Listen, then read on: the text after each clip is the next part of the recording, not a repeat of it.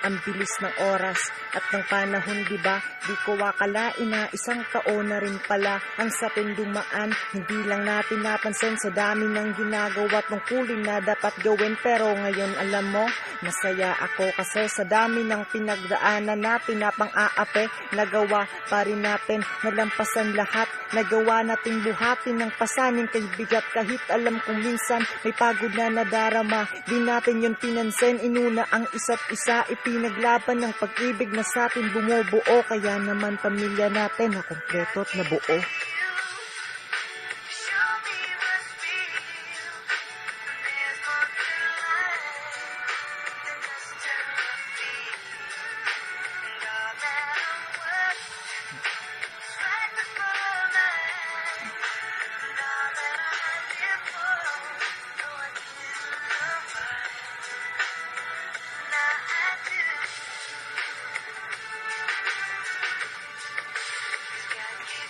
Malaki ang pasasalamat ko nung ikaw ay dumating sa buhay ko at di man lang bumitaw. Sa dami ng mga pagsubok na ating pinagdaanan, di mo nagawang sumuko at di mo ko iniwanan. Kaya salamat, salamat sa pagmamahal, salamat sa pag-aruga, salamat sa pagpapagal, salamat sa pagtitiis na ginawa mo para sa akin. Salamat sa suporta na ibinigay mo sa akin. Salamat dahil sa ikay palagi nandyan. Ginagawa mo ang lahat, ako ay sumaya lang. Pinapakita mo ang halaga ko sa iyo. Kaya naman malaki ang pasasalamat ko sa iyo. Maswerte nga ako sa iyo kasi nag-iisa lang ang tulad mo sa mundong to. At ngayon akin ka lang, walang ibang prepekto na nabuo sa mundong to.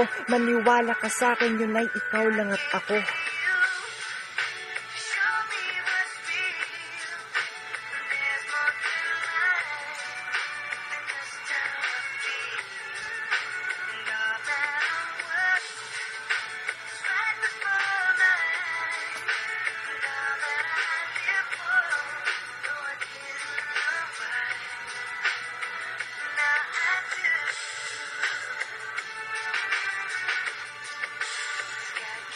Ngayon wala na akong iba pang matanong at sa Panginoon ihiling. Pagkat ang buhay natin ngayon di na tulad noon, masaya na tayo magkapiling. At sa piling ng ating anak tayo ay magiging masaya. Wala nang iba, wala nang sila na sa atin ay pwede na humadlang pa. Oo, ikaw lang at ako kasama ang ating anak, tayo'y magiging masaya. Wala nang luhang papatak. Pagkat ang pangako nating dalawa sa harap ni Ama, tayo ay magmahalan. Kaya kahit ano man ang mangyari, ang kamay mo ay di ko bibitawan at panghawakan.